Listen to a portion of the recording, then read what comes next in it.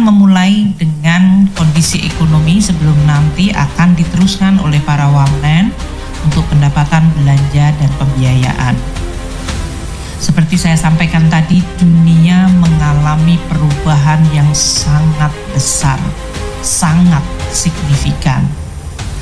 Kalau kita sebutkan the new economic order, yaitu sebuah order ekonomi global yang tidak lagi mengikuti pakem selama hampir 50 tahun ke belakang atau lebih bahkan, di mana di dalam era 60 atau 50 tahun ke belakang, globalisasi dan global rule base itu menjadi sandaran atau menjadi fondasi kita berinteraksi dan berrelasi berhubungan antar negara.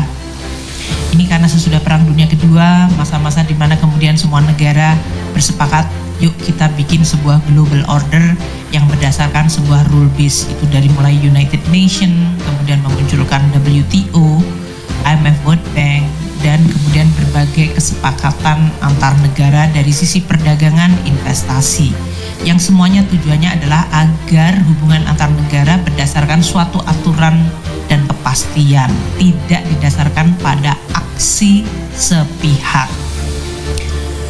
Oleh karena itu muncullah kemudian lembaga-lembaga multilateral yang tujuannya untuk mempromot atau menjaga, mempromosikan dan menjaga hubungan antar negara yang berdasarkan rule atau aturan yang disepakati.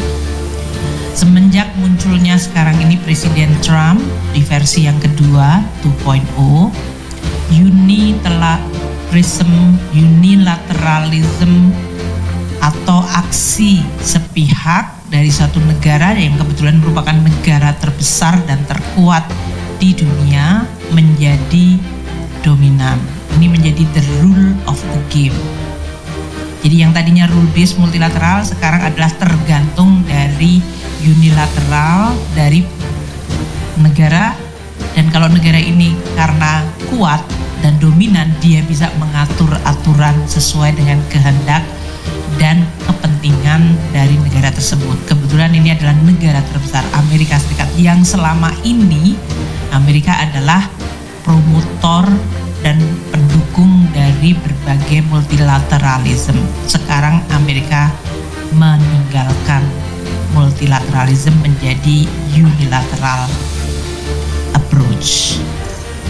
Pertemuan G20 yang terakhir di Afrika Selatan di antara Menteri-Menteri Keuangan yang dihadiri oleh Pak Wamen Tommy, nanti mungkin juga bisa dijelaskan, menggambarkan situasi tersebut. Ketidakhadiran banyak negara, kebetulan menteri-menterinya, kalau karena saya, karena kita sedang cukup banyak perhatian di dalam negeri, namun berbagai negara banyak yang bahkan tidak menghadiri G20. Bandingkan dengan suasana waktu kita menjadi presidensi G20, bahkan terjadinya perang Ukraina, kita tetap mampu menghadirkan seluruh anggota G20 bahkan pada level head of state. So perubahan begitu besar dari tahun 2018 2022 ke sini gitu ya. Suatu perubahan hanya dalam waktu kurun 3 tahun telah mengubah sebuah orde dunia. Ini tentu memberikan implikasi sangat besar, sangat fundamental. Dan oleh karena itu Presiden Prabowo selalu mengingatkan kita harus menyiapkan diri, menguatkan diri. Karena dunia memang tidak dalam situasi yang biasanya kita kenal. Menjadi sangat unilateralis dan harus mampu kita jaga kedaulatan dan kepentingan Indonesia. Muncul blok-blok baru di luar yang biasanya tradisional. Kita lihat Amerika Serikat yang tadi saya sorot ya, bagaimana Amerika yang selama ini menjadi promotor untuk North American Free Trade Agreement, kesepakatan 3 negara, Kanada, Amerika, Meksiko, untuk sama-sama membuat NAFTA sehingga hubungan trade dan investment itu bisa berjalan hampir tanpa halangan. Di dalam era Presiden Trump yang kedua ini, dilakukan seluruhnya menjadi totally tidak berlaku. Secara unilateral, sepihak, Amerika kemudian menyampaikan mengimpos tarif. Kalau NAFTA itu namanya free trade, itu biasanya tarif mendekati 0 atau bahkan 0%. Yang terjadi sekarang, tiba-tiba Trump menerapkan kepada negara tetangganya yang sebetulnya selama ini bergabung dalam sebuah blok free trade, yaitu North Africa Free Trade Agreement NAFTA. Tiba-tiba tetangga sebelahnya dikenakan tarif. Kanada 10% untuk energi, 25% untuk komoditas lainnya. Meksiko 25% across the board. RRT 10% ini on top of yang selama ini RRT sudah terkena dari semenjak Trump 1.0, Biden, dan Trump 2.0.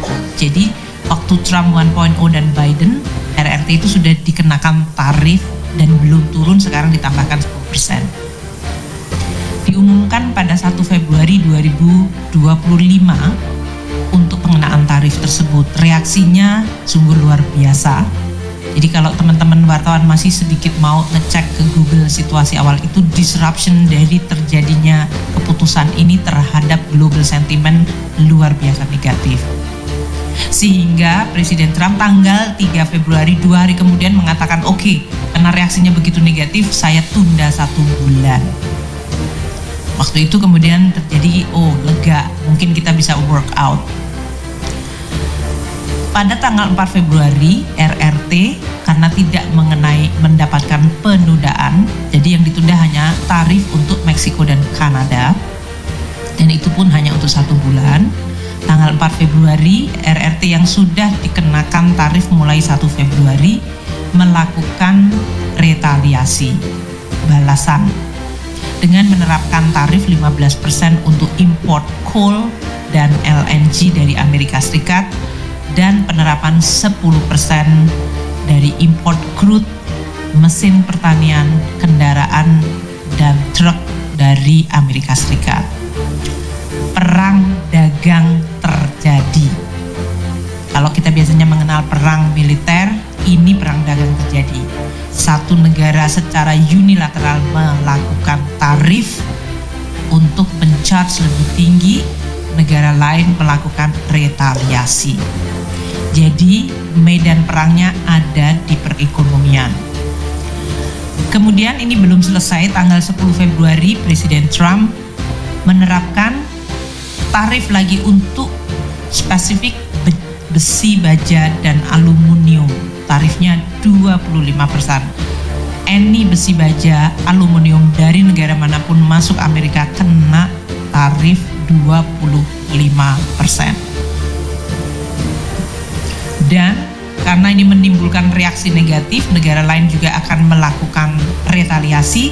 Tanggal 13 Februari Presiden Trump mengumumkan kalau terjadi retaliasi akan dilakukan reciprocal, dibales lagi. Jadi ini adalah sebuah language, bahasa yang mengatakan tidak ada perdamaian di sini. Melakukan tarif, kalau kamu balas maka akan reciprocal lagi. Tanggal 4 Maret, yaitu 1 bulan sesudah penundaan tarif dari Meksiko dan Kanada, yang tadinya diperkirakan atau dipikir Presiden Trump akan melunak terhadap Kanada dan Meksiko, ternyata tidak. Sehingga tarif 25% untuk Kanada dan Meksiko diberlakukan. Dan untuk RRT karena sudah melakukan retaliasi tanggal 4 Februari dengan menerapkan tarif 15%, maka sesuai dengan tarif reciprocal yang dilakukan oleh Amerika Serikat yang diumumkan 13 Februari, maka RRT yang sudah dibales lagi dengan menambahkan lagi tarifnya 10% untuk komoditas dari Tiongkok. Kemudian Kanada tanggal 4 Maret kena tarif, maka pada hari yang sama Perdana Menteri Justin Trudeau yang waktu itu belum resign mengumumkan retaliasi, dibales dengan menerapkan 25% tarif untuk berbagai produk import dari Amerika Serikat. Dan ini tentu menimbulkan ancaman terhadap berbagai kemungkinan, dari mulai resesi, bahkan inflasi, bisa terjadi stagflasi, ekonominya melemah tapi harga tinggi karena tarif. Di tanggal 10 Maret sekali lagi untuk RRT dilakukan pelaksanaan tarif 10-15% untuk produk makanan dan pertanian, serta pembatasan ekspor dan investasi dari 25 perusahaan Amerika Serikat. RRT dalam hal ini membalas kembali, karena tadi diberikan tarif reciprocal, kemudian dinaikkan lagi tarifnya. RRT membalas lagi dengan menerapkan 10-15% untuk produk pertanian dan makanan, dan bahkan pembatasan ekspor untuk terutama mineral rare earth, dan juga untuk investasi dari 25 perusahaan Amerika yang beroperasi di RRT. Tanggal 11 Maret akan diumumkan tambahan 25% tarif untuk aluminium baja dari Kanada. Ini untuk membalas tanggal 4 Maret. Jadi teman-teman wartawan melihat ya, yang ini yang disebut the war game adalah sekarang di bidang ekonomi. Trade yang tadinya berdasarkan rule base sekarang bisa secara sepihak diubah. Dan Presiden Donald Trump dalam hal ini memang mengincar negara-negara yang memiliki surplus terhadap Amerika atau Amerika defisit terhadap negara tersebut. Di sini yang di tengah ini adalah 20 negara yang mencatatkan surplus terhadap Amerika, artinya Amerika defisit terhadap negara ini. Indonesia ada di nomor 15.